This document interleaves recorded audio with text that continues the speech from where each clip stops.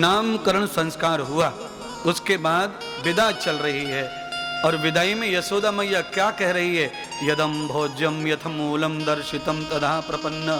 हे देवता, हे ब्राह्मण, हे गुरुदेव, हे महात्मा जी, आपने मेरे दोनों बच्चों के नाम शुभ और सुंदर रखे हैं। पूरे गोकुल में बड़ी प्रशंसा हो रही है, इसलिए घर से आचार्य को, गुरुदेव को बिना भोजन के विदा नहीं करते, भोजन करके ही विदा करूंगी। यशोदा मैया ने भोजन पका रही हैं। नंद बाबा थाली परोस रहे हैं महाराज। हाँ, रस विवोरितम भोज योगम।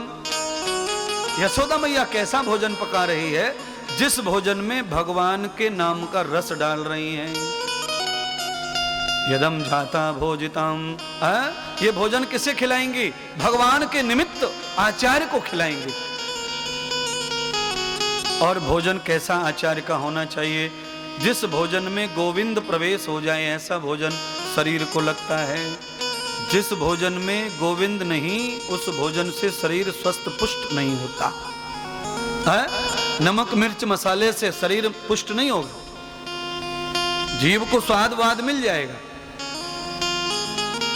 पर जब आप सो जाएंगे तो छाती में जलन शुरू हो जाती है, उससे पित्त बिगड़ जाता है, एसिडिटी आदि बन जाती है।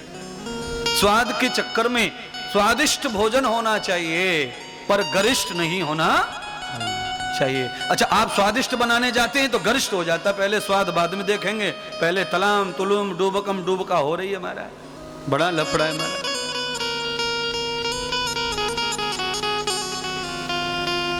स्वादिष्ट भोजन का मतलब होता है स्वागतम नदियावेशम। देवता जिसका स्वागत करते हैं पेट में, उसे स्वादिष्ट कहते हैं। जिसे देवता ही लेना पसंद नहीं करता, एक बार चखा, देवता नाराज हो गया, अब नहीं खाऊंगा सब्जी। कौन सा देवता नाराज हो गया? समुद्र देवता, जो जीवा पर बैठा हुआ है। ब्रह्मम वेद पृथिव्याम। सूंघ कर देखा कटोरी को, नाक नाराज हो गई। पृथ्वी देवता नाक, गंध सुगंध पृथ्वी में, जीवा पर समुद्र। जीव में हड्डी नहीं होती, क्योंकि जीव केवल पानी से ही भगवान ने बनाई है।